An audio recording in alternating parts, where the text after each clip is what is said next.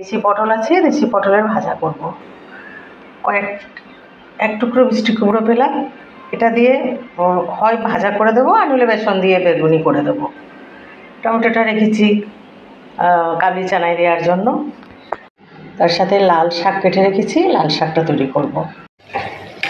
কড়াই প্রথমে সর্ষের তেল দিয়ে, তেল গরম হয়ে গেলে তার মধ্যে একটু কালো জিরে ফোড়ন আর রসুন কুচি, পেঁয়াজ কুচি আর দুটো গোটা শুকনো লঙ্কা দিয়ে একটু ভাজা ভাজা হলো। এর মধ্যে এবার আমি শাকটা দিয়ে দেবো।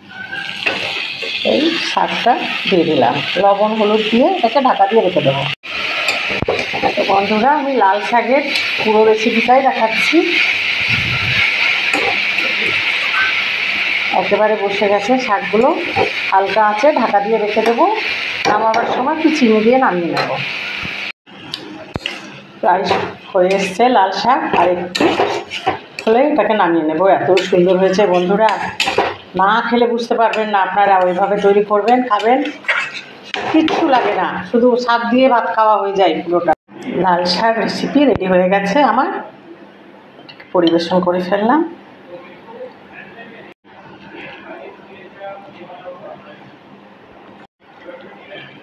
পছন্দ হলে লাইক, কমেন্ট, শেয়ার, সাবস্ক্রাইব করে সাই কিচেনের পাশে থাকবেন। সকলে ভালো থাকবেন, সুস্থ থাকবেন। কাবলি চানার প্রিপারেশান বন্ধুরা, আমি অনেকভাবে দেখিয়েছি কাবলি চানা রান্না, তাই আমি আজ আর পুরো রান্না দেখাচ্ছি না। তার সাথে পনির দিয়ে কাবলি চানা আমার রেডি হয়ে গেছে বন্ধুরা। খুব সুন্দর হয়েছে কাবলি চানা রেসিপি। পটল ভাজা হচ্ছে, তার সাথে মিষ্টি কুমড়োও ভাজা হচ্ছে।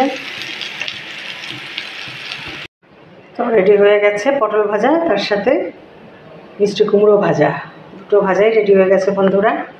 পছন্দ হলে লাইক, কমেন্ট, শেয়ার, সাবস্ক্রাইব করে সাই কিচেনের পাশে থাকবেন।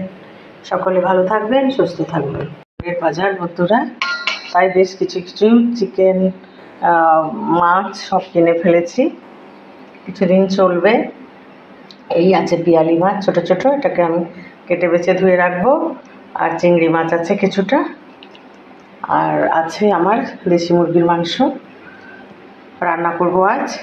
আর তার সাথে একেবারে কাটা কাতলা মাছ। সব আমি এখন দেশি মুরগির মাংস রান্না করব, আর এগুলো সব ফ্রিজে সংরক্ষণ করব। ধীরে ধীরে রান্না করব, আবার শেয়ার করব।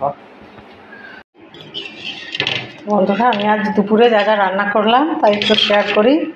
এই একেবারে আলু দিয়ে দেশি মুরগির মাংস আমার রেডি হয়ে গেছে। তার সাথে আমড়া দিয়ে ছোট মাছের ঝোল করেছি বন্ধুরা।